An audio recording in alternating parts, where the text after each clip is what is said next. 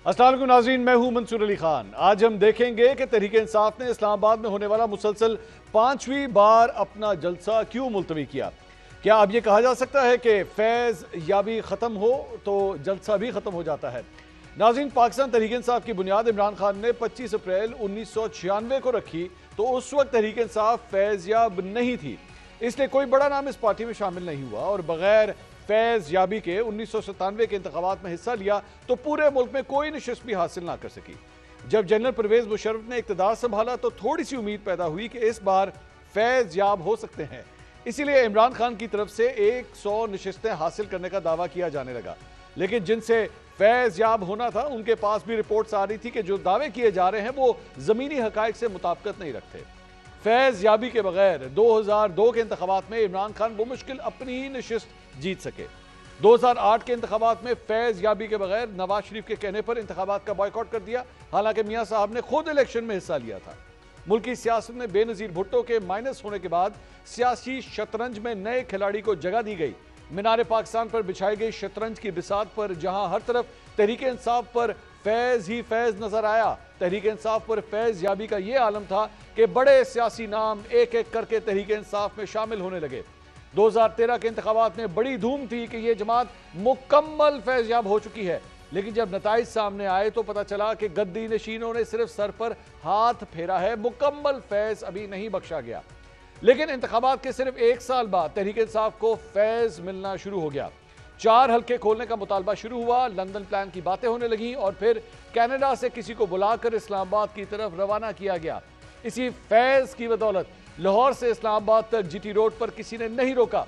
इस्लामाबाद के red zone में दाखिल होने से रोका गया तो क्रेनों से तमाम रुकावटें हटाकर डी चौक में 126 दिन तक का धरना दिया गया।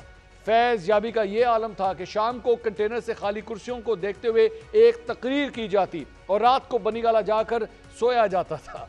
यह फैज़ याबी का ही डर था कि इंतजामिया भी खाली कुर्सियों और स्टेज को हाथ नहीं लगा सकती थी। फैज़ याबी हासिल थी तो सिविल नाफरमानी की बातें भी की जाती थी। सुप्रीम कोर्ट की दीवारों पर कपड़े लटकाए जाते थे, पार्लियामेंट और पीटीवी पर चढ़ाई की जाती थी, बरमला अंपायर की उंगली उठाने की बातें की जाती थी। इसी फैज़ याबी का आलम था कि उस वक्त का वजीर आजम बनीगाला जाकर मुशावरत से मामला तय करता था, रास्ते की टूटी हुई सड़कें नहीं बनवा दिया करता था। उस वक्त के वजीर आजम को पैनामा स्कैंडल की आड़ में बजरिया अदालत घर भेज दिया गया, फिर भी गुस्सा कम ना हुआ तो बाप बेटी को जहाज से उतरते ही जेल भेज दिया जाता। 2018 के इंतखाबात हुए तो तहरीक इंसाफ को फैज़ याबी में नहला दिया गया, रात गए RTS बैठा दिया गया। ऐवान इक़्तिदार में सियासी शतरंज के नए खिलाड़ी के लिए सुर्ख कालीन बिछा दिए गए। फिर अगले 3.5 साल ये फैज़ जारी रहा, यहां तक कि तहरीक अदम एतमाद आ गई, फिर हालात बदल गए, जज्बात बदल गए और तहरीक इंसाफ के सर से फैज़ का हाथ सरकने लगा। लेकिन इस दौरान भी तहरीक इंसाफ ने 2 लॉन्ग मार्च और 64 के करीब जलसे किए। फैज़ याबी का सारा असर खत्म हुआ तो खातून सिविल जज से भी माफी मांगी गई। दिन दिहाड़े घर के दरवाजे तोड़े गए, एक SSP हाथ पकड़कर गाड़ी में बिठाकर ले जाता है, 2 सूबों की असेंबलियां कबल उस वक्त तोड़ना भी काम ना आया, यहां तक कि साने 9 मई हो जाता है। फैज़ याबी की कश्ती से बेफैज होकर लोग एक एक करके उतरने लगते हैं। जल्द से जुलूस, रैलियां जो फैज़ याबी के जमाने में सिर्फ एक कॉल पर होते थे, अब ख्वाब बनने लगे। फैज़ याबी हासिल ना रही तो सिर्फ एक हफ्ते में 3 सजाएं सुननी पड़ी, यहां तक कि आम इंतखाबात में तहरीक इंसाफ को इंतखाबी निशान के बगैर हिस्सा लेना पड़ा। लेकिन फिर कुछ ऐसा हुआ जिसकी तवक्को ना थी। इसी तहरीक इंसाफ ने जूते, चिमटे, बैंगन, बेंच के निशान से तारीखी कामयाबियां हासिल की, मगर फैज़ ना होने के बायस मुश्किलात ने उसका पीछा ना छोड़ा। फैज़ याबी के बगैर तहरीक इंसाफ ने इस्लामाबाद में 5 बार जलसा करने का ऐलान किया, लेकिन एक बार भी फैज़ याब ना हो सकी। फैज़ याबी के बगैर पार्टी का हाल ये हो गया कि कोई भांत भांत की बोलियां बोल रहा है, सियासी रहनुमा एक दूसरे से नाला नजर आते हैं, पार्टी के बानी चेयरमैन के हुक्म को भी शक की नजरों से देखा जा रहा है। क्या कभी फैज़ याबी के बगैर तहरीक इंसाफ खैबर पख्तूनख्वा से बाहर जलसा कर सकेगी या फिर एक बार फैज़ याब होने तक का इंतजार दोबारा करेगी? इसी मौजू पे मजीद बात करेंगे। अपने पैनलिस्ट का इंट्रोडक्शन कराता हूँ। हमारे साथ मौजूद हैं सीनियर तज्जियाकार ज़ुनैरा अज़हर साहिबा, पहली दफ़ा आज हमारे शो में तशरीफ़ लाई हैं, आपको बहुत वेलकम करेंगे ज़ुनैरा साहिबा। हमारे साथ मौजूद हैं सहाफ़ी सीनियर तज्जियाकार हसन अयूब साहब, और हमें ज्वाइन कर रहे हैं सीनियर तज्जियाकार और एंकर पर्सन राय साकिब साहब भी। आप तीनों मेहमानों का बहुत बहुत शुक्रिया। ज़ुनैरा साहिबा के पास मेरे ख्याल में सबसे पहले जाया जाए, एक ही खातून है आज पैनल के अंदर और पहली दफ़ा तशरीफ़ ला रही है। ज़ुनैरा साहिबा, ओपनिंग पार्टनरशिप आप शुरू कीजिए। व्हाट हैपेंड, किस तरह देख रही हैं? 5वीं दफ़ा जलसा मनसूख हो गया इस्लामाबाद का। Thank you so much Mansoor for having me. और आपने जो अपना इंट्रोडक्शन में एक फैज़ नामा सुनाया है, that was really really interesting. मैं यहाँ से आपका जो वर्ड है फैज़, उसको बोरो करूँगी और थोड़ा सा उसको ब्रॉडर यूज़ करूँगी कि ये जो फैज़ था, जो एक बहुत बड़ा बयानिया था, पॉपुलिस्ट बयानिया, मैं उसको फैज़ कह रही हूँ। वो असल में इस कदर बिक गया कि उसका रिजल्ट हमने फरवरी 8, 2024 के इलेक्शंस में देखा। ठीक है। और उसके बाद जो हुआ वो वी ऑल नो दैट। तो मेरे ख्याल है कि वो जो जिस इन्फ्लुएंस की आप बात कर रहे हैं, वो फरवरी ऑनवर्ड्स वो दम तोड़ना शुरू कर चुका था। अच्छा। उनको कॉन्शियस किया जा रहा था फैज़ हमीद साहब को कि आप अपनी एक्टिविटीज़ को कंट्रोल करें, नहीं तो आपके साथ ये हो सकता है, लेकिन वो कंट्रोल नहीं हुआ। एक एब्सोल्यूट कॉन्फिडेंस था पीटीआई में भी और जो उनके एडर्स और एबेटर्स थे उनमें भी, कि वो कोई ऐसा इनकलाब ला सकते हैं जो कि पाकिस्तान की तारीख में नहीं आया। और अगर आप देखें तो कौन सा पिवटल पॉइंट है जिसको टैप नहीं किया पीटीआई ने? यूएस कांग्रेस, इंटरनेशनली पाकिस्तान का डायस्पोरा, यूके पार्लियामेंट, आईएमएफ को खतूत लिखना, इंटरनेशनल जरीदों में अपने सारे जो ख्यालात हैं उनका इजहार करना, वो अब तक हो रहा है। रायन ग्रिम और इंटरसेप्ट जो स्टोरीज छापते रहे हैं वो आपके सामने है, और एक पूरा एजेंडा जो है वो कंसिस्टेंटली आपको नज़र आ रहा था सोशल मीडिया पे। जिस किस्म की लैंग्वेज यूज़ होती थी लोगों के लिए वो आपके सामने था। जिस दिन से ये ऐलान हुआ है कोर्ट मार्शल का, उसके बाद से आप ट्विटर पे खामोशी देखें, आप उस ट्रोल ब्रिगेड की का गायब होना देखें। मेरे लिए तो this is shocking, this is really shocking. अगर मैं इसको एक मिनट के लिए कॉन्स्पिरेसी भी समझूं कि भाई इतनी सपोर्ट थी किसी की, तो ये एविडेंट है कि वो कहाँ गया सब कुछ। वो जो इस कदर शोर हंगामा होता था डिजिटल स्पेस पे, वो किधर गया? So basically yes, there was an alliance, और वो एक अनहोली अलायंस था। अच्छा। वो जो अपना उनका ओथ था फैज़ साहब का, वो उसको वायोलेट कर रहे थे। इमरान खान साहब वैसे पॉपुलिस्ट हैं और उनका बयानिया पॉपुलिस्ट बहुत ज्यादा बिक गया था। तो एक जिसे कहते हैं गुब्बारे में से हवा निकली है। अच्छा। और अभी लोगों को, पीटीआई की लीडरशिप को जो इस वक्त बाहर है, उसको चीजें कंट्रोल में करनी नहीं आ रही। तो बेसिकली जो अंदर से इंस्ट्रक्शंस आती हैं वो बाहर ग्राउंड पे मटेरियलाइज नहीं हो पाती, उसका गुस्सा दोबारा अंदर से किसी और लीडरशिप के पैराई में सामने आता है। तो ये आपको typical collapse of a political party नजर आ रहा है, जिसमें फर्स्ट ईयर की लीडरशिप के बाद नीचे कोई लीडरशिप नहीं। Collapse of a political party, collapse of a political party, that's a very strong word. Hasan Ayub साहब, ज़ुनैरा साहिबा तो काफ़ी आगे चली गई। Collapse of a political party का नज़र आ रहा है, जाहिर बात अभी हुई नहीं है लेकिन एक प्रोसेस नज़र आ रहा है। लेकिन हसन साहब, यहाँ पे तो पूरी तैयारी थी। गंडापुर साहब को उन्होंने तो क्रेनों का इंतजाम किया हुआ था, उन्होंने तो कहा था कि जनाब किसी का बाप भी नहीं रोक सकता। I am sorry to use these words, लेकिन ये मेरे नहीं है, गंडापुर साहब के हैं।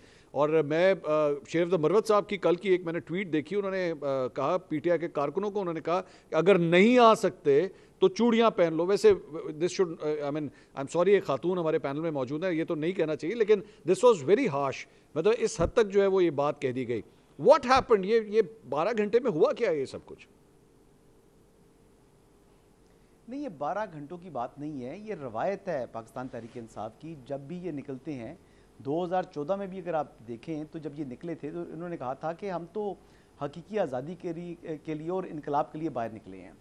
लेकिन फिर वो इनकलाब, जैसे आपने बताया कि जी वो खाली कुर्सियों से ख़िताब करते थे बानी चेयरमैन तहरीक इंसाफ, यकीनन वो खाली कुर्सियों से ख़िताब करना भी एक कॉन्फिडेंस उसके लिए आपको चाहिए होता है। इफ़ यू आस्क मी कि अगर मैं खड़ा हो जाऊँ और आगे कोई आदमी मौजूद नहीं है, सिर्फ कैमरे लगे हों और मैं ये प्रिटेंड कर रहा हूँ कि मैं आवाम से ख़िताब कर रहा हूँ, तो मैं तो नहीं कर पाऊँगा। लेकिन उन्होंने तो कई 100 दिन, यानी 100 दिन तकरीबन उन्होंने इसी तरह किया। यानी उसमें अगर वीकेंड्स निकाल लें तो 26 दिन के जो है 26 वीकेंड निकाल लें, तो बाकी वो 100 दिन खाली कुर्सियों से ख़िताब करते थे। ठीक। तो ये हिम्मत चाहिए इसके लिए। यानी इतना कॉन्फिडेंस जो है वो मैंने इमरान खान साहब में ही देखा है, या इमरान खान साहब के अलावा अगर किसी में कॉन्फिडेंस है, आई डोंट नो ये बात मुझे करनी चाहिए नहीं करनी चाहिए, वो चाहत फतेह अली खान साहब में भी यार इस तरह का कॉन्फिडेंस हसन साहब ये क्या कंपैरिजन है, मतलब चाहत फतेह अली खान और खान साहब खुदा के लिए, मतलब ये क्या बात हुई यार? नहीं, खान साहब के पास भी कॉन्फिडेंस है और चाहत फतेह अली खान के पास भी कॉन्फिडेंस है। कॉन्फिडेंस की बात हो रही है, उनकी सिंगिंग की एबिलिटी या उनकी जो वॉइस है या उनकी वोकल्स की बात मैं नहीं कर रहा। खान साहब में भी ये कॉन्फिडेंस है कि वो खाली कुर्सियों से खिताब कर सकते थे, सही। और चाहत फतेह अली खान में भी ये कॉन्फिडेंस है कि वो गाना अगर उनको नहीं भी आता तो वो गाना गाते हैं और वो पूरी दुनिया उसको जो है वो सुनती भी है। तो खान साहब को भी सुनती थी जी, जहरी बात है कि लोग तो मौजूद नहीं होते थे जिनसे वो खिताब कर रहे होते थे, हाँ। लेकिन कैमरास के जरिए पूरे पाकिस्तान को सुनाया जाता था और उनको लाइव कट करना कंपल्शन होती थी और वो फैज जाब होते रहे इस सहूलत से। अब दूसरी बात आ गई कि आप जो जिक्र कर रहे थे कि जनरल फैज हमीद के हवाले से बात हो रही थी, तो जनरल फैज हमीद ने जब ISI का ओहदा छोड़ा तो उसके बाद भी वो रुके नहीं थे। जब वो पेशावर कोर में जब कोर कमांडर थे उसके, तो आपको याद होगा कि लोकल बॉडीज का इलेक्शन का फेज 2 था। उस फेज 2 के अंदर आपको मालूम है कि पेशावर कोर कम से कम 1 लाख जो है वो आर्मी पर्सनल्स के ऊपर मुश्तमिल है, 1 लाख से ज़्यादा लोग होंगे और वहाँ एक बहुत बड़ा इंटेलिजेंस का एक जो है वो सिस्टम मौजूद है, क्योंकि आपका बॉर्डर भी सारा आपने वहीं से देखना होता है। तो उन्होंने उस टाइम के ऊपर मैनेज किए थे वो लोकल बॉडीज इलेक्शन, जबकि उस वक्त बुरी तरीके से पहला फेज हार चुके थे पाकिस्तान तहरीक इंसाफ। तो जनरल फैज के आने के बाद फिर वो उन्होंने all of sudden tables turn हुए और उन्होंने जनाब वो एक क्लीन स्वीप कर गई पाकिस्तान तहरीक इंसाफ। तो उन्होंने इस तरीके से सहूलतकारी वो प्रोवाइड करते रहे हैं अभी भी, यानी अब वो पोस्ट रिटायरमेंट भी वो सहूलतकारी प्रोवाइड करते रहे। फरवरी 2024 के इंतखाबात में भी उन्होंने क्लियर कट वॉयलेशन की हैं और ये जो उनकी गिरफ्तारी हुई है इट्स इन कनेक्शन ऑफ जो है 2024 के फरवरी के इंतखाबात भी उसका हिस्सा है। ठीक है, टॉप सिटी वाला इशू भी है, ये इंतखाबात वाला इशू भी है, और प्लस अभी वो 9 मई के साथ, सिर्फ 9 मई पर भी इनको मामला रुकता नहीं है, 9 मई के अलावा वो एक और प्लान कर रहे थे, एक और म्यूटनी की जो है वो साजिश वो कर रहे थे। 9th मई वॉज म्यूटनी और ये 2nd to 9th मई की वो तैयारी थी। वो उसका तमाम का जो हमारे जराए बताते हैं कि एविडेंस जो है वो इस वक्त हासिल हो चुका है। और इमरान खान साहब कह रहे थे ना कि जनरल फैज हमीद को जो है वो मेरे खिलाफ वादा माफ गवाह बना दिया जाएगा, तो वो बनाने की जरूरत नहीं पड़ेगी। उनकी अपनी जो अल्फाज हैं, उनकी अपनी ऑडियोज वो जनरल फैज हमीद खुद जो है वो सेव करते रहे। मेरे ख्याल में तो ये इमरान खान साहब के लिए खासी मुश्किलात आने वाले दिनों में मेरे ख्याल में हम जनरल फैज को बहुत ज्यादा वो, चूंकि मैंने अपने ओपनिंग के अंदर फैज याबी के हवाले से ज्यादा बात की, तो मेरे ख्याल में we started talking about general Faiz a lot. मेरे ख्याल में let's come back to the jalsa. मैं राय साहब, ये क्या हुआ है राय साहब, मतलब कल रात तक जो है वो जब ये खबर आई कि जनाब वो NOC कैंसिल हो गया है, शौकत बसरा साहब कल रात को हमारे शो में थे और PTI की दीगर लीडरशिप ने मतलब ये कह दिया कि जी डजंट मैटर, ये जलसा तो होगा, हर सूरत होगा, हमें नहीं परवाह आप NOC कैंसिल करते हैं या कुछ भी करते हैं। मैं आपके खबर क्या है आपके पास, ये रातों रात किस तरह, और 7:30-8 बजे जो है वो खान साहब से जेल में मिलने के लिए किस तरह पहुंच गया? अलीमा खान साहबा का एक बयान भी सामने हम सुन रहे हैं, ये किस तरह हुआ है राय साहब सारा कुछ? थैंक यू मंसूर साहब, मैं इसी स्टोरी के ऊपर काम कर रहा था। आज सारा दिन तो बहुत हेक्टिक था इस्लामाबाद में सुप्रीम कोर्ट को लेकर, बट कुछ जो जिन लोगों से मेरी बात हुई है तहरीक इंसाफ के, वो डिफरेंट व्यूज लेकर चल रहे हैं। 2-3 ग्रुप्स हैं तहरीक इंसाफ के अंदर, यू नो दैट, KP के कुछ MNAs और KP के कुछ जो पार्लियामेंटेरियन है उनका एक ग्रुप है, पंजाब के कुछ लोगों का एक ग्रुप है, और फिर अलीमा खान साहिबा, शेर अफजल मरवत साहब, अगर आप दोनों की स्टेटमेंट्स मिलाकर देखें तो लगता है कि वो एक ही लाइन लेंथ पे जा रहे हैं दोनों। अलीमा खान साहिबा जो सवाल पूछ रही हैं वही सवाल आज अब से कुछ देर पहले शेर अफजल मरवत साहब भी पूछ रहे थे कि सुबह 7:30 बजे मिलने क्यों गए, इजाजत कैसे मिली, क्योंकि मुलाकातों का टाइम 9 बजे स्टार्ट होता है। तो अभी तक जो इत्तलात सामने आ रही हैं उसमें तहरीक इंसाफ की जो लीडरशिप है उनके मुख्तलिफ ग्रुप्स कंफ्यूज्ड हैं, और जहां से जवाब आना चाहिए, उमर अयूब साहब, असद कैसर साहब, वहां से कोई आज सच क्लैरिटी के साथ जवाब तो नहीं आ रहा। लेकिन जो थोड़ी बहुत इंफॉर्मेशन मैं इकट्ठी कर सका हूं अभी तक, वो ये है कि इमरान खान साहब को जेल में ये बताया गया कि इस्लामाबाद के हालात जैसे हैं, डी चौक से लेकर हॉल तक तमाम सड़कें जो है सील्ड हैं और वहां पर काफी लोग जमा हैं। दो के वो लोग जमा तो सुप्रीम कोर्ट के जो समात का माहौल था उसको लेकर थे, तो यहाँ पर कुछ भी अगर गलत होता है तो वो तहरीक इंसाफ के पल्ले पड़ जाएगा और क्रैकडाउन तहरीक इंसाफ पे हो जाएगा। But at the same time Mansoor साहब, इसका थोड़ा सा बैकग्राउंड भी है कि तहरीक इंसाफ स्टार्ट में आते बहुत बढ़के मारती है, जी NOC कैंसिल भी कर दे, इससे पहले भी हो चुका है, आप NOC कैंसिल भी कर दें, हम रात को अदालतों के दरवाजे भी जाके खटखटाएंगे और सुबह हर हाल में जलसा होगा। ये पहला जलसा नहीं है तहरीक इंसाफ का कि जिसको पोस्टपोन किया गया या कहा गया जी इसको हफ्ता 10 दिन या 15 दिन के बाद ले जाएगा। अब एक नई ट्रक की बत्ती आज जरूर है जो लीडरशिप ने जिसके पीछे लगाया है पाकिस्तान तहरीक इंसाफ के वर्कर्स को कि जी ये लास्ट टाइम था कि जब पोस्टपोन हुआ जलसा, इसके बाद कुछ भी हो जाए जलसा पोस्टपोन। यार राय साहब वो मुझे वो लाइनें याद आ गई, वो जो किसी को थप्पड़ पड़ रहे होते हैं ना तो वो आगे से कहते हैं अब की मार अब ना मारना। तो that is what is happening here. लेकिन यहाँ पर एक चीज ये जो नोटिस करने वाली थी, आई एम श्योर कि आप तमाम लोगों ने भी नोटिस की होगी,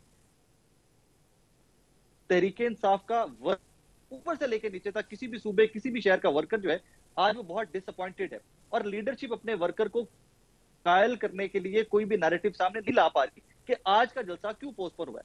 फ्यूरी है, गुस्सा है वर्कर्स में, पता नहीं कहां से कैसे कैसे आए वर्कर, कुछ पहुंचे कुछ नहीं पहुंचे, कुछ रास्तों में गिरफ्तार हुए और वो एक ही सवाल पूछ रहे हैं और वो सवाल सिर्फ पूछा जा रहा है उन दो शख्सियात से जो इमरान खान साहब से सुबह सुबह मिले और उन्होंने ऐलान किया, सवाती साहब ने और बैरिस्टर गौहर साहब ने, जब उन्होंने अनाउंस किया कि जी जलसा इमरान खान साहब के कहने के ऊपर, उनके हुक्म के ऊपर हम पोस्टपोन कर रहे हैं। तो ये इमरान खान साहब के हुक्म की जानिब तो वर्कर नहीं जा रहा, लेकिन बैरिस्टर गौहर साहब से और जो आजम सवाती साहब है उनसे सवाल बार बार किया जा रहा है कि आप कैसे पहुंचे इस टाइम के ऊपर।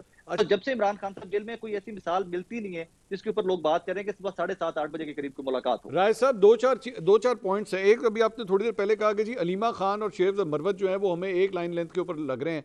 मुझे तो नहीं लग रहे एक लाइन लेंथ के ऊपर, क्योंकि अलीमा खान साहबा ने आके बयान दे दिया कि जी शेर अफजल मरवत जो है उन्होंने तो उनसे खान साहब ने सिर्फ हाथ मिलाया था, गले नहीं लगाए थे। तो वो तो बड़ा एम्बैरेसिंग था एक्चुअली शेर अफजल मरवत के लिए। बात कर रहा हूं मंसूर साहब, मैं आज की बात कर रहा हूं। अच्छा आप आज की बात कर रहा हूं। अच्छा चलें, जो मुबैना ऑडियो सर्कुलेट कर रही है जिसमें जो क्वेश्चन अलीमा खान साहब ने पूछे हैं वही सवाल शेर अफजल मरवत साहब ने अपने आज अब अगर शेर चले ठीक है, लेट्स टेक ओवर ये जरा शेर अफजल मरवत साहब के हवाले से भी बात करें। अब शेर अफजल मरवत साहब जो हैं वो रिसेंटली उनका द रिटर्न ऑफ शेर अफजल मरवत, अगर मैं उसको टाइटल ये दे दूं इस पूरी कहानी को, हाँ तो द शेर रिटर्न्स चले ये वाला शेर आ गया, दूसरे वाला शेर तो आ नहीं रहा, वो तो आता ही नहीं बाहर। तो उसके ऊपर हमें तो ये बताया गया था कि जनाब अब शेर अफजल मरवत साहब आ गए, अब आप देखिएगा जम्मे गफीर निकल आएंगे, इतना लोग निकलेंगे। मुझे एक बात बताइए फ्रैंकली स्पीकिंग राय साहब, अगर 10, 15, 20 हज़ार बंदा आप अगर शहर इक़्तिदार में लाने में कामयाब हो जाते ना, तो फिर नहीं आपसे क्राउड के जरिए क्राउड जो है वो फिर संभाला नहीं जाता, वो फिर पुलिस वगैरह इन सबके हाथ पांव फूल जाते हैं कि भाई इतना बड़ा क्राउड उनके साथ, आपके बंदे नहीं निकाल सके आप। हकीकत ये है कि फिर भी नहीं निकले। ये यू एग्री विद, आप तो इस्लामाबाद में, व्हाट डू यू से?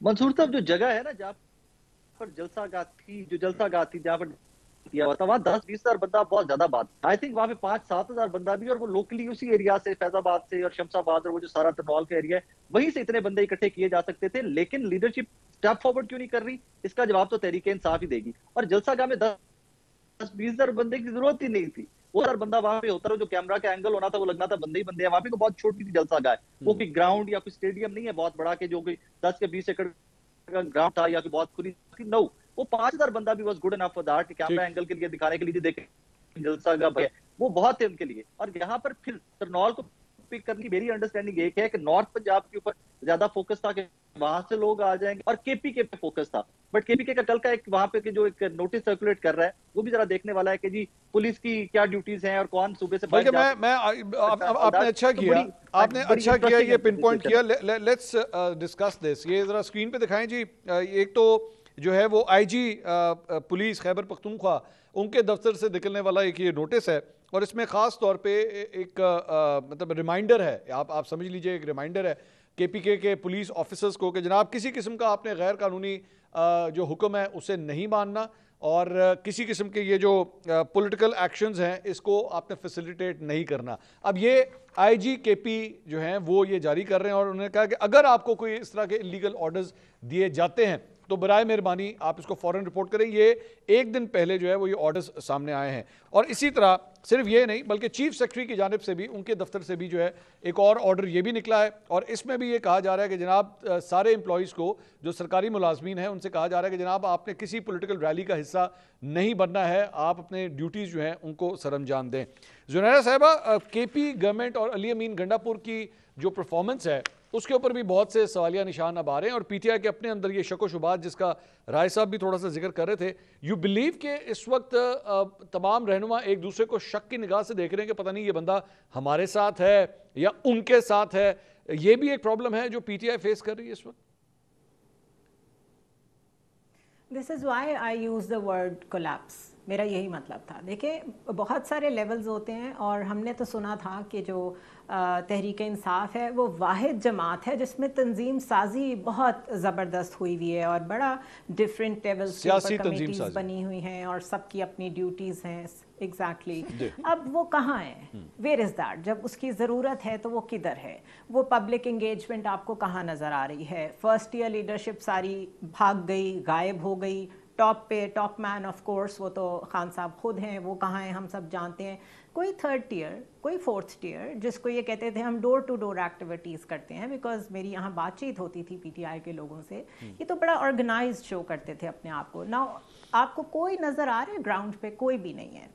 और एक्सपेक्ट ये करते हैं कि क्योंकि सिर्फ तकरीरों के ज़रिए से, मैं बार बार पॉपुलिस्ट बयानिया की बात करूँगी, उसके ज़रिए से अगर लोगों को इकट्ठा कर लेना और उसके बाद उसके ज़रिए से एक और हंगामा आराई करानी है तो ये एक फर्दर स्टुपिडिटी होगी। बिकॉज 9 मई के बाद अगर मैं इमरान खान हूँ और मुझे फरवरी 2024 के इलेक्शन में अच्छी खासी कामयाबी भी मिल गई है तो मुझे तो अपने लोगों को कहना चाहिए था कि रिस्ट्रेन का मुजाहरा करें, बार बार कॉल ना दे लोगों को बाहर निकलने की। अगर आप कहते हैं कि मैं 9 साल भी अंदर रहने को तैयार हूँ तो फिर आप कहें कि मैं अंदर ठीक हूँ। दुनिया देख रही है, मेरे खिलाफ पॉलिटिकल केसेस हैं, मुझे गलत इनकार्सरेट किया गया है, लेकिन मैं अपने लोगों को कह रहा हूं कि स्टेट के साथ ना टकराएं। वाइल आई एम इनसाइड, बाहर कोई लीडरशिप नहीं है, कोई और मिसहैप ना हो जाए। लेकिन वो कॉन्टिन्यूसली एग्रेसिव पोस्चरिंग खुद भी कर रहे हैं और अपनी लीडरशिप को करने को कह रहे हैं। अब इसको आप ट्रांसपायर कर लें इनटू केपी कि वाहिद सूबे में जहां उनकी हुकूमत है और जहां पर सिक्योरिटी थ्रेट्स भी हैं, why would he want further violence? वो क्यों? वो पहले एक जलसे में फायरिंग हो गई थी ना, स्टैम्पीड हो गई थी, तो वो क्यों नहीं अपने आप को ऐसा लीडर शो करते जो इस वक्त ये चाह रहा है कि जो बुरे हालात हैं एस्टेब्लिशमेंट के साथ, आपका एक पेज गायब हो चुका है, अब वो एक पेज कहीं और है, तो आप थोड़ा सा इंतजार करें, सब्र का मुजाहरा करें। इट्स ऑल दैट कि या मैं हूं या कुछ भी नहीं है। तो इस तरीके से तो कोलैप्स ही होता है, इसको तो डिसमेंटलिंग भी नहीं कह सकते हम। ठीक। हसन अयूब साहब, एक जो मुझे बहुत से लोगों ने आज ये सवाल किया और जारी बात अभी थोड़ी देर पहले आप भी इसका जिक्र कर रहे थे और दीगर पैनलिस्ट ने भी इसका जिक्र किया है, सर ये 7:30 बजे किस तरह मुलाकात होती है अडियाला जेल में? इसका क्या तरीकाकार है? कोई पता किया आपने? कोई विजिटर्स कोई अगर कोई विजिट करना चाहें, अगर कोई किसी, क्योंकि बहुत सी जारी बात है कैदी वहाँ पे और भी हैं, उनकी फैमिलीज भी पूछती होंगी कि जनाब सुबह 7:30 बजे किसी कैदी से मुलाकात हो सकती है, किस तरह होता है हसन साहब ये? देखिए, ये तो मैंने देखा है कि जितनी मुलाकातें बानी चेयरमैन तहरीक इंसाफ की जेल के अंदर हुई हैं, अगर आप रिकॉर्ड निकाल लें पिछले 50 साल का, तो किसी कैदी की भी इतनी मुलाकातों की उसको इजाज़त नहीं मिली हुई थी। अच्छा। मतलब पाकिस्तान तहरीक इंसाफ सारी की सारी वो जेल में बैठ कर उसकी पूरी पार्टी वो चला रहे हैं। मैंने एक दिन जो है एक वीलॉग के अंदर बात करते हुए मैंने कहा था कि ये पीटीए वालों ने तो अडियाला जेल को अपना मासी वड़ा बना लिया है। मासी वड़ा हम पंजाबी में कहते हैं कि खाला का जो है ना घर का सहन होता है जो, तो इन्होंने मासी वड़ा बनाया हुआ है कि जिसका दिल चाहता है वो उठ के चले जाते हैं और जाकर मुलाकात कर लेते हैं और फिर कहते हैं जी हमने ये इंस्ट्रक्शन लेनी है, टिकट के फैसले तक उन्होंने वहाँ से की है। तो आपको आज क्या ताज्जुब है कि ये मॉर्निंग में जाकर इनकी मुलाकात होगी आज़म स्वाति साहब की? मुझे तो ये भी मालूम नहीं है 100% की मुलाकात हुई भी है या नहीं हुई भी। कुछ मैंने कुछ ट्वीट्स वगैरह देख रहा था, वो तो कह रहे थे कि आज़म स्वाति साहब गए हैं वहाँ पर उनको रेफ्रिजरेटर जो है फ्रिज ड्रॉप करने के लिए। तो मजाक कर रहा था एक आदमी कि शायद खान साहब ने उनको जेल में गर्म पानी मिल रहा था तो उसकी जगह ठंडा पानी चाहिए था उनको, तो फ्रिज के बदले उन्होंने आज का जलसा कैंसिल कर दिया। मतलब इस तरह के मजाक हो रहे हैं। तो ये पाकिस्तान तहरीक वैसे मुझे हसन साहब जो आखिरी नईम पंचोता उनके वकील हैं उनकी मैंने गुफ्तगू सुनी थी, तो उसमें उन्होंने कहा था कि खान साहब इलेक्ट्रिक टूथब्रश मांग रहे हैं। ये मैंने आखिरी जो चीज़ सुनी है कि वो मांग रहे हैं। नहीं, पहले तो एक पिटीशन भी आई थी ना कि फ्रिज चाहिए उनको। अच्छा, ठीक। और इलेक्ट्रिक टूथब्रश भी वो मांग रहे हैं। ये दोनों चीज़ें की डिमांड करते हैं। वो डिमांड्स तो काफ़ी लंबी होती हैं उनकी। अच्छा। और देखिए अगर कोई सहूलत उनको एंटाइटल्ड है तो मेरे ख्याल से मिलनी भी चाहिए, इसमें कोई ऐसी बात नहीं है। और जेल इंसान की इस्लाह के लिए होती है, उसको ख़त्म नहीं करना होता। यानी अगर उसको इंसानी तौर पर खान साहब की इस्लाह हो रही है का आदी है और जी खान साहब को सबक सिखाया जा रहा है ना जी, इस्लाह करें अपनी। अच्छा। मुल्क के साथ जो है वो जो मुल्क की जो कवानीन है उनका एहतराम करें। हाँ। खुद को कानून से ऊपर ना समझें, कानून से बालातर ना समझें। अच्छा। वो तो अनटचेबल थे। 2014 में भी आपको याद होगा थाने पर उन्होंने जो है वो हमला करके वहां से लोगों को हवाला से छुड़ा लिया था। कोई एक के उस केस में को भी कुछ हुआ, वो क्राइम तो कमिट हुआ था ना, क्या उसकी सजा मिली? पीटीवी पर हमला किया था उन्होंने 2014 में, पार्लियामेंट पर हमला किया था, प्राइम मिनिस्टर हाउस के ऊपर उन्होंने हमला किया था, सुप्रीम कोर्ट की जो है वो दीवार के ऊपर उन्होंने शलवारें उनके वर्कर से टांग दी थी। तो वो कभी किसी चीज पर अकाउंटेबल नहीं हुए, वो फैज़-जाब हो रहे थे जैसे आप फरमा रहे थे। तो अब वो फैज़-जाबी जो है वो जनरल फैज़ हमीद साहब भी अरेस्ट हुए हैं। तो अब बेसिकली वैसे संजीदा बात ये है कि खान साहब बड़े सख्त परेशान हैं और वो बिल्कुल उनकी, पहले भी मैं कह रहा था कि ब्लड प्रेशर उनका नीचे नहीं आ रहा, और कभी वो कहते हैं कि जी जनरल फैज़ हमीद की गिरफ्तारी जो है वो फौज का अंदरूनी मामला है। अब वो कह रहे हैं जी कि ये इनका ओपन ट्रायल होना चाहिए, लेकिन जनरल फैज़ हमीद का ट्रायल ओपन नहीं होगा। आर्मी एक्ट का सेक्शन 31 वो बड़ा वाज़ी है और मेरे तजज़िये के मुताबिक उनके ऊपर वो अप्लाई होगा और उसकी जो पेनल्टी है वो बड़ी स्वेयर पेनल्टी है। तो इसमें इमरान खान साहब भी इस केस के अंदर आ रहे हैं और जिसका एविडेंस मैं पहले बता रहा था कि जब आपने पहले सवाल किया था कि इनकी जो है वो वॉइस रिकॉर्डिंग भी मौजूद है और ऐसा एविडेंस मौजूद है जिसकी तरदीद मुश्किल ही होगी। तो बिल्कुल इमरान खान साहब को भी अपना डिफेंस काउंसिल करने का मौका मिलेगा। जनरल फैज़ हमीद के पास भी डिफेंस काउंसिल होगा। आपने कहा वॉइस, किसकी वॉइस रिकॉर्डिंग मौजूद है? इमरान खान साहब की जी। ये कौन सी? इमरान खान साहब की अपनी जो गुफ्तगू है जनरल फैज़ हमीद के साथ, वो जो गुफ्तगू है वो रिकॉर्ड हुई हुई है। अच्छा। और वो रिकॉर्ड किसी और ने नहीं की, वो जनरल फैज़ हमीद क्योंकि खुद साबिक डीजीआई से थे, वो खुद ये चीज़ें रिकॉर्ड करते रहे हैं। अच्छा। और ये चीज़ें ऑलरेडी उनके पास से जो उनका लतीफ़ वाल वाला घर है वहाँ से कुछ चीज़ें बरामद हो चुकी हैं, बड़ा सॉलिड एविडेंस है। और देखिए जो प्रोसिक्यूशन का केस होता है ना, बहुत से मुकदमात में ऐसा होता है कि वो चेन के जो कड़ियां हैं वो एक जगह जो लिंक मिसिंग होता है, जब वो लिंक मिस हो गया तो पूरा प्रोसिक्यूशन का केस खराब होता है। ठीक है। ये एक साइड से लेकर दूसरे एंड तक इमरान खान साहब और जनरल फैज़ हमीद के जितने भी कनेक्शंस हैं वो सारे के सारे कनेक्शंस इस केस के अंदर एस्टैब्लिश हो रहे हैं। तो इमरान खान साहब जो हैं, अब उनको देखिए, मैं सुबह से जो कुछ कर रहा हूं मुझे मालूम है मैंने सारे दिन क्या क्या किया है, तो मुझे अपनी करनी का पता है। तो इस तरह बानी चेयरमैन तहरीक इंसाफ को भी मालूम है कि वो क्या करके आए हुए हैं, यहां तक पहुंचे हुए हैं। तो जो उन्होंने किया, जो जनरल फैज़ हमीद ने किया, वो दोनों को बखूबी इल्म है और इसका एविडेंस भी अब आ चुका है। तो इसकी जो है वो तरदीद नहीं हो पाएगी। और जो मिलिट्री कोर्ट के अंदर भी अगर उनका मामला गया तो इमरान खान साहब को, जनरल फैज़ हमीद दोनों के पास जो लीगल रेमेडीज अवेलेबल होंगी, पहली रेमेडी उनके पास चीफ ऑफ आर्मी स्टाफ को अपील करना, जो भी फैसला होगा अगर खिलाफ आता है तो, फिर उसके बाद हाई कोर्ट है, हाई कोर्ट के बाद सुप्रीम कोर्ट है। तो ये तमाम की तमाम लीगल रेमेडीज होंगी इनके पास अवेलेबल। लेकिन इनका केस जो है वो ओपन एंड शट केस है। ये जो सेक्शन 31 के तहत ये केस बनेगा आर्मी एक्ट, वो चले मैं मुझे ब्रेक लेनी है, लेकिन जिस तरह हसन साहब अभी फरमा रहे थे कि जनाब ऑडियो जो है वो खान साहब की और जनरल फैज़ की भी ऑडियो कोई मौजूद है, ये रिपोर्ट कर रहे हैं, बता रहे हैं।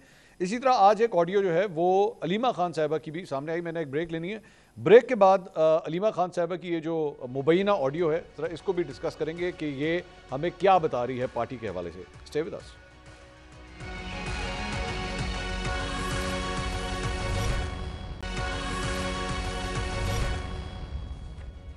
नाज़रीन welcome back after the break.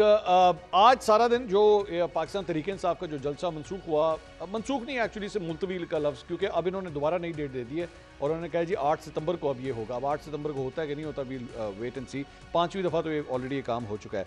लेकिन अलीमा खान साहिबा जो खान साहब की बहन है वो बड़े गुस्से में नज़र आती हैं और उनकी एक मुबैना ऑडियो जो आज बाहर आई उसमें वो क्या कह रही, सुनिए, फिर मैं मज़ीद डिस्कशन करता हूँ। सुनिएगा।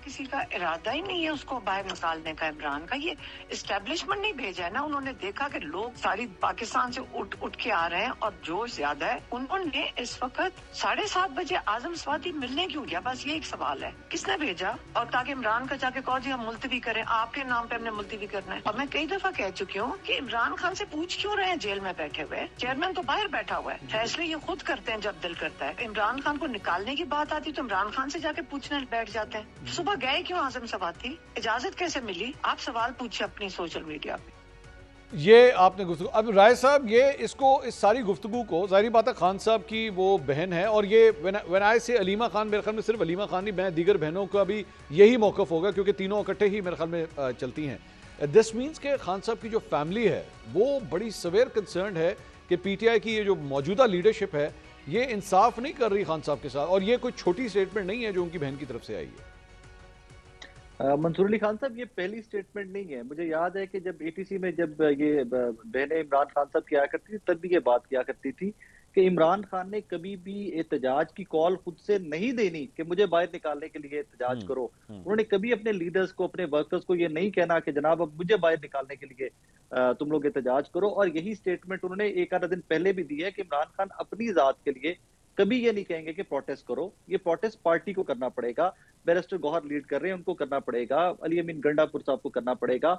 और ये अब पहले होता था कि पॉलिटिकल डिफरेंसेस बहुत सारे थे। कुछ इंसाइडर ये थे पाकिस्तान तहरीक इंसाफ के कि पॉलिटिकल डिसीजंस के अंदर अलीमा खान साहिबा को बहुत ज्यादा इंपॉर्टेंस नहीं मिली। ऐसा 8 फरवरी के टिकट्स हो जाएं, उससे पहले जो इलेक्शन के पहले जो टिकट्स थे, वो सारे फैसलों के अंदर पॉलिटिकल साइड के ऊपर अलीमा खान साहिबा को वो स्पेस नहीं मिल सकी थी। बट अब डे बाय डे जिस तरह आज का जलसा कैंसिल हुआ, तो आप जरा किसी भी वर्कर से या लीडर से बात करके जरा फोन कीजिए या उनसे बात करके राब्ता करके पूछिए, तो वो एक इस चीज को इंडोर्स कर रहे हैं कि अलीमा खान साहिबा का सवाल लिजिट है कि 7:30 बजे इनको इजाजत कैसे मिली। सो अब आके आई थिंक अलीमा खान साहिबा के जो कंसर्न्स थे या जो रिप्रेजेंट करती हैं फैमिली के, वो फैमिली के कंसर्न्स ही मैं तो कहूंगा जो फैमिली के कंसर्न्स हैं, अब पार्टी लीडरशिप को भी वो कंसर्न्स उनके एक लाइजोन में आते हुए दिखाई दे रहे हैं। यही कंसर्न से अग्री करती है पाकिस्तान तहरीक इंसाफ की मौजूदा लीडरशिप या मयसर लीडरशिप जो है। इमरान खान अपनी जात के लिए शायद कभी नहीं कहेंगे कि मुझे निकालने के लिए एहतजाज किया जाए। वैसे तो आपको पता है ऑन एंड ऑफ वो कॉल्स देते रहते हैं, कभी बिल्स के ऊपर या कभी कोई ना कोई। राय साहब, ये जो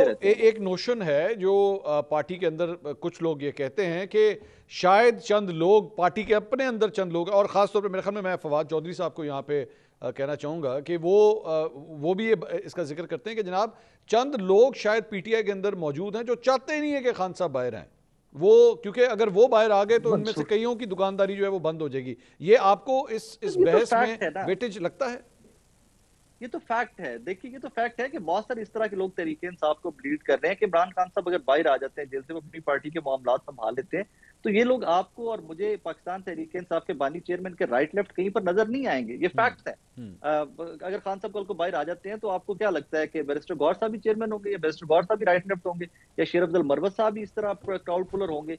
तो बहुत सारे लोग जो इलेक्ट हुए हैं पंजाब असेंबली के अंदर और इवन नेशनल असेंबली में, बहुत सारे इस तरह के लोग हैं जिनका नाम भी पहले हमने कभी नहीं सुना हुआ था। तो वो तमाम जो लोग जो पार्टी अब छोड़ गए हुए हैं या अभी भी वो कनेक्टेड हैं किसी ना किसी तरीके से बानी चेयरमैन से, तो वो तमाम लोग का कम बैक भी होगा और उसके लिए सॉफ्ट कॉर्नर है। अब देखिए, फवाद चौधरी साहब का आपने जिक्र किया, तो फैसल फरीद साहब उनके भाई खान साहब की लीगल टीम का दोबारा हिस्सा बना दिए गए हैं। वो जेल में जाके मिल के आए और उनकी फ्रीक्वेंट मुलाकातें स्टार्ट हो गई हैं। तो सॉफ्ट कॉर्नर तो है वहां पर। हाँ, स्ट्रेटेजी जरूर हो सकती है कि with the passage of time वो लोग वापस आएंगे या कोई मुलाकातें होंगी, कोई क्लैरिफिकेशन होंगी, कोई वजाहतें होंगी बानी चेयरमैन के सामने, तो उसके बाद उसकी वापसी होगी। तो ये लोग as a matter of fact ये लोग बहुत कम नजर आएंगे कि अगर हालात नॉर्मलाइज हो जाते हैं और खान साहब बाहर आ जाते हैं, तो ये फैक्ट है, ये बिल्कुल दुरुस्त बात। जुनैरा साहबा, इस सारी चीज के अंदर मतलब एक तो जाहिर बात है लोग हम लोग भी जो डिबेट कर रहे हैं उसमें एक जज्बाती आंसर तो है कि जी कारकुन बहुत डीमोटिवेट हो गया, कारकुन जो है वो कंफ्यूज हो गया।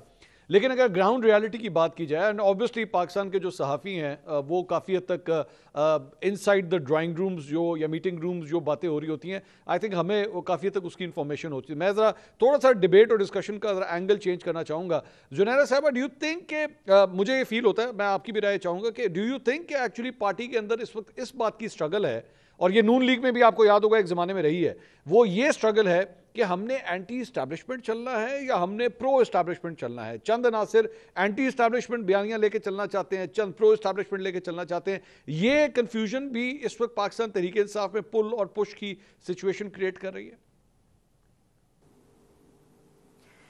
मंसूर, जिस पार्टी पीटीआई का हम जिक्र कर रहे हैं, ये याद रखें कि वो वन मैन पार्टी है। इमरान खान ही सब कुछ है। Imran Khan is the policy statement, he is the decision maker, सब कुछ, सब डायरेक्शंस उधर से ही आती हैं। और ये जो आपको इतना केओस नज़र आ रहा है, ये केओस उन्हीं की तरफ से फ़्लो कर रहा है। अगर आप इसको डायसेक्ट करना चाहें तो ज़्यादा से ज़्यादा ये डायसेक्ट कर सकते हैं कि उनकी जो बहनों की स्टेटमेंट होती है वो ज़रा फैमिली ओरिएंटेड होती है, वो उनके कंसर्न एज अ फैमिली होते हैं। लेकिन बाकी अगर आप सबको देखें तो बाकी सबको तो खान साहब ने मुश्किल में डाला हुआ है। वो ये बिल्कुल कहते हैं वहाँ पे अपने जो वकला हैं उनको कि मुझे निकालने के लिए प्रेशर बिल्ड करो। वो जो जरीदों को इंटरव्यू देते हैं उसमें जो वो कहते हैं मैं डेथ सेल में हूँ, मैं टेररिस्ट वाले सेल में हूँ, वो ये सारी अपनी ऑर्डील क्यों बयान करते हैं? वो इसलिए बयान करते हैं कि वो अंदर खुश हैं, नहीं, ये खाम ख्याली है कि वो अपनी ज़ात के लिए कुछ नहीं चाहते। He wants to come out, वो बाहर आके इस्टेब्लिशमेंट के साथ दोबारा वन पेज बनाना चाहते हैं, दोबारा से वही दिन देखना चाहते हैं और उनका कोई एजेंडा नहीं है। बाकी सारी बातें एम्प्टी रेट्रिक है, उसकी एडजस्टमेंट कभी इस साइड पे हो जाती है, कभी उस साइड पे हो जाती है। उन्होंने तो रादर परेशान कर रखा है इस वक्त की जो लीडरशिप पार्लियामेंट में पीटीआई की बैठी हुई है। उनको समझ नहीं आता, अगर हमने शोर ना मचाया, हमने हर बिल की मुखालफत ना की, तो खान साहब तक इतला ये पहुंचेगी कि ये तो कुछ कर ही नहीं रहे। सो ये जो कुछ हो रहा है ये at the directive of Imran Khan हो रहा है। इसमें और किसी और को आप जिम्मेदार नहीं ठहरा सकते, क्योंकि it's a one man show. वो कंप्लीट एब्सोल्यूट कंट्रोल के वो आदी हैं और उनकी मर्जी से चीज़ें ना हो रही हूँ पीटीआई में, ये कम से कम मैं मानने को तैयार नहीं हूँ। और आप समझती हैं कि अगर उनकी मर्जी के बगैर नहीं हो रही तो उनकी मर्जी क्या है आपकी नज़र में इस वक्त? How do you evaluate that? Well, उसके लिए तो उन्होंने कई दफ़ा कहा है he wants to talk to establishment. वो उनके साथ ताल्लुकात ठीक करना चाहते हैं। जब वो जवाब देते हैं, जो जवाबात आए हैं अभी तक बड़ा क्लियर नो, तो उसके बाद फिर वो रिएक्ट करते हैं, वो दोबारा कॉल्स देना शुरू कर देते हैं। तो ये तो फ्लिप फ्लॉप्स चल रहे हैं मुस्तकिल। अलबत्ता कंसिस्टेंसी अगर हमें किसी के स्टांस में नज़र आ रही है तो वो इस्टेब्लिशमेंट का स्टांस है। They are not ready to talk to him. तो ये इस वक्त उनकी फ्रस्ट्रेशन है जो रिफ्लेक्ट कर रही है। ये हसन अयूब साहब आपके एक दोस्त हैं, गालिबन इस्लामाबाद में ही होते हैं, और ये राय साकिब साहब के भी बड़े अच्छे दोस्त हैं। मुझे पिछले दिनों उनका एक क्लिप देखने का हुआ, मुझे चांस मिला, तो वो तो बिल्कुल जो बात कह रहे थे वो जुनैरा साहिबा की बात से बिल्कुल डिफरेंट थी। वो कह रहे थे कि खान साहब इस वक्त अपनी मर्जी से जेल में हैं, और वो अपनी मर्जी से इसलिए जेल में हैं क्योंकि उनको बहुत फ़ायदा हो रहा है इस चीज़ का, और इससे पॉलिटिकल एडवांटेज बहुत मिल रहा है। तो सर, इससे पॉलिटिकल एडवांटेज नहीं मिल रहा है? मतलब खान साहब अपनी मर्जी से नहीं है? मतलब वो मुझे ये इंप्रेशन आया था गुफ्तगू से कि खान साहब जब चाहे क्लिक करके जो है वो जेल का दरवाज़ा खोलेंगे and he will start walking out. Hasan साहब, देखिए मंसूर साहब, प्रॉब्लम ये है कि हमारे कुछ सहाफ़ी दोस्तों ने, चाहे वो वीलॉग्स कर रहे हैं या आई डोंट नो अपने ट्विटर के ऊपर, अगर आपको याद होगा जब वो प्राइम मिनिस्टर भी थे तो कहते थे कि इमरान खान का एक और बड़ा इक़दाम, इमरान खान डट गए, इमरान खान ने ये कर दिया, सरप्राइज दे दिया, कर दिया। अभी जब से वो गिरफ्तार हैं, हाँ जी, अब जब से वो गिरफ्तार हैं तो वो कह रहे हैं कि इमरान खान अपनी मर्जी से है, वो डील नहीं कर रहा, वो खड़ा हो गया है, वो जेल में अंदर रह कर भी जो है वो उस दिन को हरा दिया। खुदा का वास्ता है यार, मतलब देखिए अपने व्यूज़ के चक्कर में, यानी उन्होंने पूरी की पूरी अपने जो जितने भी पीटीआई के फॉलोअर्स हैं उनको भी गुमराह कर रहे हैं। वो उनकी लीडरशिप के को भी जो है ना, वो बेसिकली वो कह रहे हैं कि यार ये सहाफ़ी ये बोल रहा है, शायद कोई ना कोई हकीकत होगी। कोई हकीकत दूर दूर तक नहीं है। इमरान खान साहब को मौका मिले तो वो 5 मिनट ही लगाएंगे, वो माफ़ीनामा भी उनको गारंटी हो कि मुझे बाहर आने दे रहे हैं तो वो 1 मिनट नहीं लगाएंगे, वो स्टाम्प पेपर के ऊपर माफ़ीनामा लिख के दे देंगे कि जी मुझसे बड़ी गलती हुई है, और बाहर निकल के वो कहेंगे जी मैंने मुल्क के वसी तर मफाद में ना ये गलती, ये जो है अपनी गलती का एतराफ़ भी किया और मैंने माफ़ी भी मांग ली है। भी रियलिस्टिक बात होनी चाहिए। वो जिन साहब की आप बात कर रहे हैं, मतलब उनकी और भी 2-4 बातें ऐसी हैं कि जो मतलब आपका माइंड उसको मानता ही नहीं है। और मैडम जुनैरा ने जो बात की है पीटीआई के हवाले से, मैं उनकी बात से 100% इत्तेफाक करता हूँ। पाकिस्तान तहरीक इंसाफ ही इमरान खान है, बल्कि पाकिस्तान तहरीक इंसाफ कोई जमात नहीं है, बल्कि ये इमरान खान का फ़ैन क्लब है। अब इमरान खान साहब खुद जेल के अंदर है, तो वो फ़ैन क्लब जो है वो अपने जिसका वो फ़ैन क्लब है उस बंदे को प्रेस तो कर सकता है, लेकिन उसको निकालने के लिए उनके पास कोई हिकमत अमली नहीं है। और जो फवाद चौधरी कहते हैं उनसे मुतल्लिक कि ये लोग जो हैं ये ज़ीरो से नीचे हैं, तो ये आज अमली तौर पर साबित कर रहे हैं खुद को कि ये लोग 0 से 0 से भी नीचे हैं। इनकी जो इस वक्त तक की ओपोजिशन है उसको तो मैं नेगेटिव कैटेगरी में जो है वो काउंट करूंगा। लेकिन इस बात में कोई शुबा नहीं है कि पाकिस्तान की तारीख में अगर सबसे को मजबूत हिज़्ब इख्तिलाफ का लीडर आया है वो इमरान खान है। और इस बात में भी कोई शुबा नहीं है कि पाकिस्तान की तारीख में कुछ सबसे नालायक प्राइम मिनिस्टर आया तो वो भी इमरान खान साहब हैं। कि एडमिनिस्ट्रेशन उनको आती नहीं थी, वो 11 साढ़े 11 बजे जाते थे, बल्कि 12 बजे पहुंचते थे, हेलीकॉप्टर के ऊपर जाते थे जो है वो प्राइम मिनिस्टर हाउस, और वापस 5 बजे वापस वो बनी गाला पहुंच चुके होते थे। ठीक, तो ये इमरान खान साहब की जो है ना टोटल सियासत है। अगर अपोजिशन करे, उनको देखें बतौर अपोजिशन लीडर, तो उनको जब एस्टैब्लिशमेंट की सपोर्ट भी थी, या बाद में जनरल फैज़ की बेसिकली कहने के ऊपर 73 जलसे किए उन्होंने, यानी 1 साल के अंदर में से 73 जलसे वो कर गए। इमरान खान साहब ने लोगों को भी जिस तरीके से किया, एक ही क्राउड लेकर पेशावर से वहां पर जो केपी कैसे पहुंचते थे हर शहर के अंदर, तो उन्होंने किया ना, करके दिखाया। फिर आगे से उनकी जो सोशल मीडिया टीम है वो जनाब 50 को जो है वो 500 करके दिखाती रही, और उन्होंने अपनी एक अक्स रखा पॉपुलैरिटी का। और अभी 2024 के इंतखाबात है फरवरी के, इस पे जनरल फैज़ ने भी काफ़ी मनूवरिंग की है, वो भी कोई वक्त ऐसा आएगा वो चीज़ें सामने आएंगी, लेकिन अब उसका फोरम एक ही है। अगर किसी का कोई ग्रीवियंस है तो ट्रिब्यूनल में जाए और ट्रिब्यूनल में उसको अपना केस साबित करना पड़ेगा, इसके अलावा आपको तरीकाकार नहीं। राय साहब ये चूंकि सिर्फ 2 जुमले ऐड करना चाहूंगा आप 3 करें जी। एक तो जनरल फैज का नाम स्टार्ट से शो से लिया जा रहा था। आप जरा सीट्स चेक कीजिएगा, रिजल्ट 8 फरवरी के चेक कीजिएगा। जो चकवाल वाली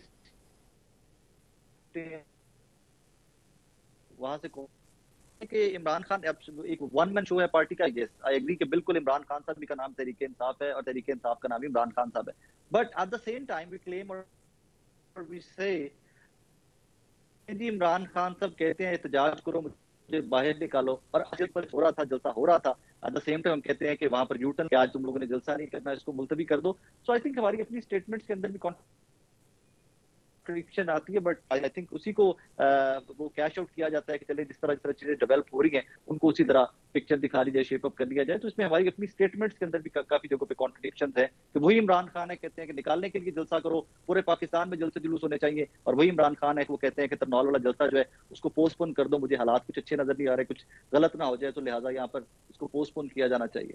नहीं तो राय साहब अच्छा किया आपने पिन पॉइंट किया। सो मैं ये एक राय ये मैं सुन रहा था, एंड जाहिर बात है ये ज़्यादा प्रो पीटीआई जर्नलिस्ट जो हैं वो ये राय रखते थे कि जी खान साहब ने जो है वो ही सेव द डे, कोई बड़ा क्लैश होने से जो है वो बचा लिया गया है और जिसकी वजह से सब कुछ किया गया है।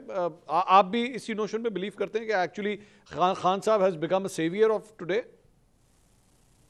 नहीं, आई डोंट नो, मुझे जब तक इसके कॉन्क्रीट नहीं मिलता कुछ के हुआ क्या actually, and I am working on that, bye tonight I will find out, तब तक मैं इसके ऊपर कमेंट भी नहीं करूंगा। बट यस, एक चीज फैक्ट है कि तहरीक इंसाफ का जलसा मुल्क के किसी भी शहर में हो, जिस हद तक क्रैकडाउन होता है, जिस हद तक पुलिस एक्टिव होती है, वहां पर कोई भी होगा। इसकी बड़ा सिंपल है मंसूर साहब, कौन है जो डंडे खाए आके डेली, कौन है जो आके डेली थप्पड़ खाए, कौन है जो डेली गिरफ्तारियां दे, और ये फिर रूटीन बेस पे हो कि हर हफ्ते जहां पे जलसा होगा, जहां पे जलसे की होगी उससे पहले हो जाएगा। तरनौल में रात का स्टार्ट हो गया हुआ था, तरनौल में से पहले कॉल आई थी तब भी स्टार्ट हो गया हुआ था। सो आई थिंक बाकी फॉलोअर जो है उसका जो पाकिस्तान तहरीक इंसाफ का वोटर है, मुझे आप लीडरशिप, राय साहब ये बताइए, वो एक डिमांड ये है कि एक डिमांड थी कि हमने आपको वोट दिया था इमरान खान को बाहर निकालने के लिए, एंड ऑफ द स्टोरी। राय साहब सुनना ही पसंद नहीं करते कुछ। मेरा यही सवाल है ना, मेरा आप देखें, मैं इसको 1 मिनट के लिए जरा टाइमलाइन के साथ चलते हैं ना।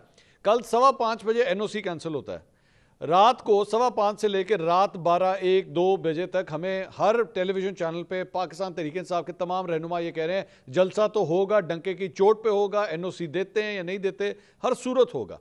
लेकिन उस सारी चीज़ के अंदर, हमने कल भी ये प्रोग्राम किया, उस सारी चीज़ के अंदर एक एलिमेंट मिसिंग था, और वो मिसिंग ये था कि तरनौल पे जहाँ पे ये जलसा होना है वहाँ पे ना कुर्सी, ना टेंट, ना डीजे, ना लाइटें, आपने जो इंतजाम करने होते हैं किसी जलसे के लिए, कोई एक चीज़ तो लगी हो।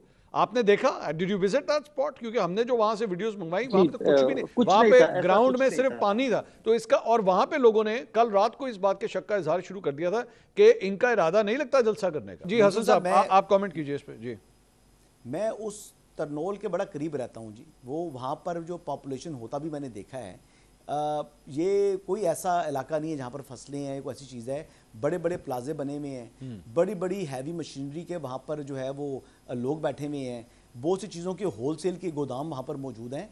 बस छोड़ दें, ये बातें नहीं है, बिल्कुल फुली पॉपुलेटेड एरिया है, ज़्यादा हमारे पठान और कुछ अफ़गानी भी वहाँ पर रहते हैं, क्राइम उस एरिया में खासा ज़्यादा है, हर कुछ से बाद जो है वो rangers crime and com operation वहाँ पर हो रहा होता है। ये तो खाली बातें कर रहे हैं ना कि वहाँ पर फंसते, मैं तो लिव दे रहा आपको बता रहा हूँ। दूसरी बात कह रहे थे कि जी कौन वहाँ पर जलसा कर सकता है जिसके ऊपर ये चीज़ें हों, तो मैं आपको बताऊँ कि मौलाना फजल रहमान जलसा कर सकते हैं जहाँ चाहें, जिस शहर में चाहें, हर किस्म के क्रैकडाउन के बावजूद वो जितना बड़ा नंबर लेकर आना चाहें वो वहाँ पर लाकर खड़ा कर सकते हैं। ये है मौलाना फजल रहमान। ये पावर नहीं है इमरान खान के पास, ये ग्राउंड रियलिटी है। मौलाना फजल रहमान के पास जो स्ट्रीट पावर है वो नहीं है पीटीआई के पास, या मुस्लिम लीग नवाज के पास, या पीपल्स पार्टी के पास। ये उनके पास क्रेडिट है। ये बात मैं मानता हूं कि जो कौमी असेंबली में, सूबाई असेंबली में उनके पास इतनी नशिस्तें नहीं है, लेकिन ऑन स्ट्रीट उनका कोई कंपैरिजन नहीं है। वो बात से मैं इख्तलाफ कर रहा हूं जी राय साहब की। जुनैरा साहब, आज एक और भी जो हमने डेवलपमेंट देखी वो ये है कि तहफ़्फ़ुज़ आईन पाकिस्तान की ये जो मूवमेंट है, ये जारी बात है उसकी छतरी के नीचे ये जलसा जो है मुनक्किद किया जाना था, लेकिन उसकी जो बाकी लीडरशिप है जो पाकिस्तान तहरीक इंसाफ से ताल्लुक़ नहीं रखती, वो इस बात का गिला कर रहे हैं कि हमसे तो किसी ने बात भी नहीं की, हमसे किसी ने डिस्कस भी नहीं किया और जलसा जो है वो कैंसिल कर दिया। तो इधर भी आपको कोई वो जो है वो फ्रैक्चर्स नजर आते हैं पाकिस्तान तहरीक इंसाफ के इस अलायंस के साथ? मंसूर, ये चीज़ रीइंडोर्स करती है मेरी पहली बात को कि because PTI is a single track party, अपने बारे में सोचते हैं, अपने आप को ही सब कुछ समझते हैं। And let's be very realistic when we are doing the analysis. हमें कोई ज़रूरत नहीं है किसी की साइड लेने की, हम कोई एजेंडा लेके यहाँ नहीं बैठे हुए। पीटीआई के दौर में, नवाज शरीफ के दौर में, जरदारी के दौर में, हर दौर में जो सहाफ़ियों के साथ होता है, वी ऑल नो दैट। तो अब हकीकत को माने कि जब आपके लीडर अंदर गए हैं तो उन्होंने इतना सख्त एक अपना कंट्रोल रखा हुआ था कि लोग भाग गए हैं, और जब वो बाहर आएंगे, जब भी आएंगे, जिन कंडीशंस में भी आएंगे, तो वापस वही लोग आएंगे जो फवाद चौधरी जैसे, आजम सवाती जैसे। ये भी एक हकीकत है, दोबारा इलेक्टेबल्स होंगे। उस वक्त वो भूल जाएंगे कि कौन भागा था, किसने साथ दिया था, किसने नहीं दिया था। बड़ी तल्ख हकीकतें हैं। अब अपने बाकी लोगों के साथ जाके ड्राइंग रूम्स में बैठ के मौलाना फजलुर रहमान के साथ, अचकज़ई के साथ जब ज़रूरत पड़ती है बातचीत कर लेना, लेकिन जब कॉल दी है तो उनके साथ कोई राब्ता नहीं। दिस इटसेल्फ सेज कि लीडरशिप है ही नहीं, फ्रैक्चर्ड है। You are right. और डिसमेंटलिंग हुई हुई है बड़ी शदीद किस्म की। और एक और बात भी है, लोग थक गए हैं, अवाम भी थक गई है, उन्होंने बिल्स देने हैं। अगर लोग निकलेंगे तो शायद इस एजेंडे पे निकल आए कि महंगाई बहुत है। और आपने देखा जमात इस्लामी को बहुत मैसिव रिस्पांस मिला था जब वाकई एजेंडा ड्रिवन कोई ना कोई वो ड्राइव लेके बाहर निकले थे। लेकिन पीटीआई तो चली सोलो फ्लाइट पे रही है शुरू दिन से, सिर्फ बानी को बाहर निकालना है, बानी नहीं है तो कुछ भी नहीं है। मैं इस एजेंडे के खिलाफ हूँ। अभी भी आप अपना सोच रहे हैं, अभी भी आप मुल्क का नहीं सोच रहे। Even though a lot of people agree कि आपके खिलाफ पॉलिटिकल केसेस हैं, but the way you are handling things वो भी कोई इतना शानदार नहीं है। राय साहब, ये अच्छा, ये क्योंकि डिस्कशन हुई, महंगाई के हवाले से बात हुई, अब मैं अगर इस सारे सिनारियों को खान साहब के अपने दौरे हुकूमत के सिनारियों के साथ कंपेयर करूं तो एक चीज़ हमने वहाँ पे ये देखी थी, अगर आपको याद हो, मरियम नवाज साहबा बिल्कुल खामोश हो गई थी, ट्विटर खामोश हो गया था। और हम बार बार सहाफ़ी अपने शोज़ में कहते थे कि मरियम नवाज बोल क्यों नहीं रही, आखिर वजह क्या है? पीठ पीछे एक्चुअली पसे पर्दा उस वक्त ये सारी चीज़ें जो हैं वो सेटल की जा रही थी, जो प्रॉब्लमेटिक सिचुएशंस थी एस्टैब्लिशमेंट के साथ, वो एक्चुअली वो उनको ठीक किया जा रहा था। आप समझते हैं कि पाकिस्तान तहरीक इंसाफ को भी अल्टीमेटली इसी रूट को अपनाना पड़ेगा अगर मंजिल तक पहुंचना है, कि आपको खामोशी इख्तियार करनी पड़ेगी, अच्छा बच्चा बनना पड़ेगा, वो वीलॉगर्स जो बाहर से बैठ के जहर उगलते हैं उनको चुप होना पड़ेगा, ट्विटर अकाउंट को संभालना पड़ेगा, वरना मामला नहीं हल होने? What do you think? Mansoor साहब, इस पे बड़ा सादा सा फर्क है। मैं हमेशा से कहा करता हूँ तहरीक इंसाफ और मुस्लिम लीग नून में एक्सक्यूज मी, उसमें बड़ा सादा सा फर्क है कि नून लीग को पता है कि कब बोलना है और कब चुप कर जाना है, और तहरीक इंसाफ को गालिबन ये नहीं पता कि बोलने का तो पता है कि अब बोलने का टाइम है, वो ये एनालाइज नहीं कर पा रहे कि कब खामोश होना है। और ये मेजर डिफरेंस है दोनों की पॉलिटिक्स के अंदर। यस, आई डू अग्री कि कहीं ना कहीं पर मजामत जो है, मजामत भी इवेंचुअली आपको बैठने पे मजबूर करेगी कि आप मजामत करते किस चीज के लिए। यहाँ पर कोई इनकलाब की सिचुएशन तो नजर नहीं आ रही, कुछ फतह करने में तो कोई भी पॉलिटिकल पार्टी नहीं निकली हुई कि हमने फतह कर लेना है और हर बंदा सरेंडर करता जाएगा, सारी पॉलिटिकल पार्टीज भी, एस्टैब्लिशमेंट भी, जुडिशरी भी सरेंडर करती जाएगी। That is not going to happen, we all know that, that's a fact. तो वहां पर इवेंचुअल सोल्यूशन क्या है? या तो आप सारी पॉलिटिकल पार्टीज को एंगेज कर लीजिए, हुकूमत को एंगेज कर लीजिए, ऑपोजिशन में जितने लोग हैं चले उनके साथ तो आपकी ऑन एंड ऑफ एंगेजमेंट चलती रहती है। लेकिन यहाँ पर मुतालबा एक ही है और वो एस्टैब्लिशमेंट के साथ एंगेजमेंट है। तो फिर अगर एक ही जगह पर एंगेजमेंट का मुतालबा है तो जब तक वहां से यस नहीं आता वो एंगेजमेंट तो पॉसिबल नहीं हो सकेगी। तो अभी तक तो बज़ाहिर नजर आ रहा है कि चीजें जिस तरह चल रही हैं वैसे ही चलती जाएंगी। और कब तक चलती है, महीना, 2-6 महीने, ये तो नहीं कहा जा सकता, लेकिन अभी तक तो चीजें जैसी हैं वैसे ही चलती जा रही है। तो हसन साहब, ये अभी कोई गुंजाइश मौजूद है कि अगर प्रो एस्टैब्लिशमेंट कोई लाइन ले ली जाए, ट्विटर अकाउंट खामोश हो जाए, आपस में ये बयानबाजी का सिलसिला जो है वो बंद हो जाए, तो फिर चीज़ें जो हैं वो रिजॉल्व हो जाएं, या अब हम उस स्टेज से भी आगे जा चुके हैं? नहीं, वो रेड लाइन तो क्रॉस करके पता नहीं कहाँ पहुँच चुके हैं पीटीआई भी और बानी चेयरमैन तहरीक इंसाफ भी। अब यानी पॉइंट ऑफ नो रिटर्न के ऊपर हैं। अब देखें, जो लास्ट जो मैं बता रहा हूँ, कुछ बातें ऐसी हैं जो मैं खुल के कर नहीं सकता, कुछ चीज़ें अभी उनका ऑलरेडी इन्वेस्टिगेशन चल रही है। वो जो प्लान था, सेकंड प्लान 9th में, पोस्ट 9th में जो इन्होंने प्लान बनाया है, वो टारगेट कर रहे हैं आर्मी चीफ को बार बार किसी तरीके से मुल्क में अफरा तफरी का माहौल हो, और जो साजिश तैयार हो रही थी कि आर्मी चीफ को जो है ना वो रिमूव किया जाए। अब उनका एजेंडा ये था, आपका क्या ज़रूरत थी जनरल फैज़ के साथ इमरान खान को मिलने की? ठीक है, वो पॉलिटिकली फैज़याब होते रहे, लेकिन एक आदमी टाइम आता है कि बंदा कहता है यार बस ये जगह है, यहाँ से आगे मैं नहीं जा सकता। लेकिन उन्होंने वो रेड लाइन क्या, उससे आगे जो है ना बहुत आगे बढ़ गए हैं। ठीक। अब इसका ज़ाहिर बात है कॉन्सिक्वेंस तो होगा। अगर एक इदारा खुद एहतसाबी कर रहा है, अपनी 70 साल की या 50 साल की रवायत वो ख़त्म कर रहे हैं और एक साबिक DGI का फील्ड कोर्ट मार्शल की तरफ बढ़ रहे हैं, तो वो फिर क्यों इमरान खान को छोड़ेंगे? ठीक। वो क्यों दीगर किरदारों को छोड़ेंगे?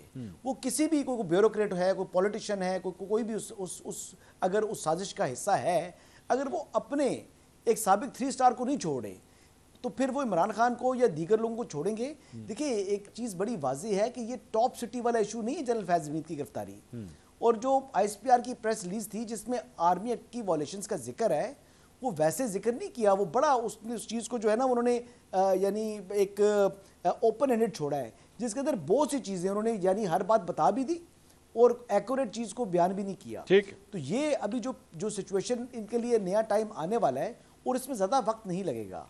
बहुत बहुत शुक्रिया। 8 बहुत बहुत शुक्रिया हसन अयूब साहब, जुनैरा अज़र साहिबा और राय साकिब साहब, आपका बहुत बहुत शुक्रिया। नाज़रीन, प्रोग्राम का आगाज़ एक ही नुक्ते से हुआ था कि फैज़ याबी जब तक चलती रही तब तक हालात बड़े आसान थे, जहां दिल करता था जलसा कर लेते थे, कोई रोक टोक नहीं थी, कोई प्रॉब्लम नहीं थी। बल्कि एक दिन पहले ही जो है वो मीडिया कवरेज भी शुरू हो जाती थी, बाहर स्टॉल्स लग जाते थे, वहाँ पे चूड़ियाँ बिकना शुरू हो जाती थी, झंडे बिकना शुरू हो जाते थे, फेस पेंटिंग्स शुरू हो जाती थी, सब कुछ हो रहा था।